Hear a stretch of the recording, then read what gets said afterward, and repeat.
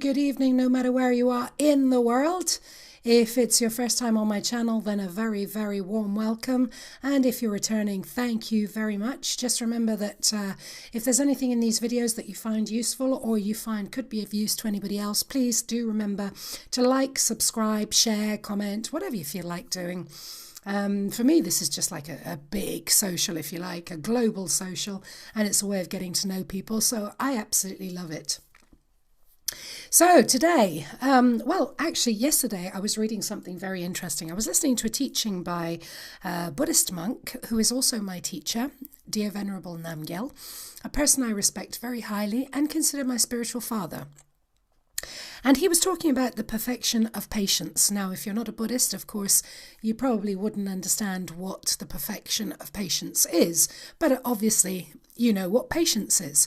And anyway, in his lesson, Venerable Namgyal was talking about the Shantideva, who was saying that potentially enemies are as countless and as infinite as space itself, meaning that in space there are lots of atoms. Well, there are an infinite number of atoms. So throughout our lifetimes, we can have an infinite number of enemies, and that basically it's impossible to actually eliminate them all. And he was thus saying that just the simple fact of eliminating our own anger is the equivalent to vanquishing all these enemies. And also, he was continuing with, well, how do we respond then? Do we put leather on our feet, or do we try and put leather around the world? Now, in terms that we can understand, it makes perfect sense. If we put it in other terms, it makes perfect sense, because if you think about it, right? Who is an enemy? An enemy, in my humble opinion, is nobody else than somebody we think is trying to do us harm, Somebody who rattles our cage because they're doing something. Somebody who is trying to, belittle us, take from us, be mean to us, betray us, whatever you want. That would, every one of us, I think, would have a different definition of what an enemy is, because every one of us has a different sensibility to people and how they behave towards us. So, for example, somebody might say something. If my father says to me, "Gee, your butt looks big in those jeans," I'm just going to turn around and smile at him and go, okay. But if somebody I don't know comes up to me and says the same thing, I'm going to turn around and say, well, why don't you mind your own business? Because we give certain rights to people and not rights to other people, if that makes sense. We allow some people to have certain liberties with us and say what they want, and we don't allow it with others. That's what I'm trying to say. So how you define your enemy will be completely different. But think about this. The one thing in common that all definitions of enemy have is that they have this ability to rile us, don't they? They have this ability to, we get this, the water starts bubbling, there's pressure cookers going, and we're ready to, if it keeps going and going and going, we get to a point where we want to explode.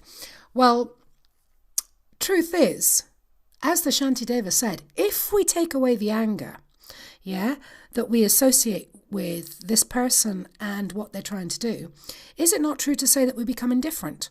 So therefore, the person no longer has power.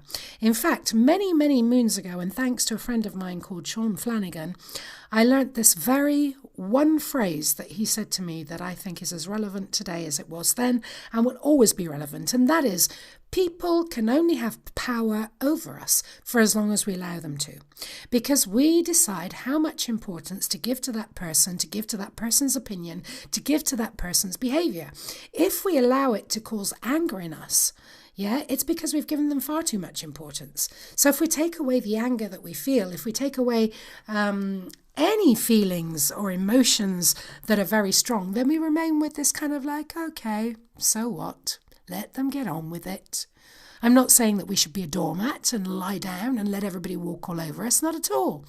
I think it's quite healthy to stand up in a healthy way for what your rights are, what you believe in, and all the rest of it. But it is very true just as Venerable Namgyal, the Shantideva, and all the Buddhists agree on. If you don't feel a strong emotion, then you are taking away the power from the person who is trying to do something towards you.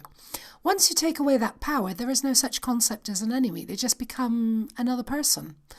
So, yeah. Health-wise, what does anger do? Oof, anger does a lot of things. Anger can cause so much tension in the body that your blood pressure is affected. It can cause severe headaches. It can cause tension in your shoulders that takes a long, long time then to settle down. That tension in your shoulders then can develop lower back problems. It's incredible. It's a form of stress and anxiety, and therefore it can cause many, many dis-eases in the body. Well, for today, that's it from me. Do take care.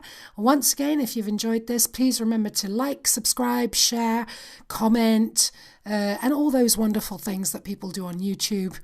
And it would greatly help me, and I would appreciate it from the bottom of my heart. Take care. Until next time.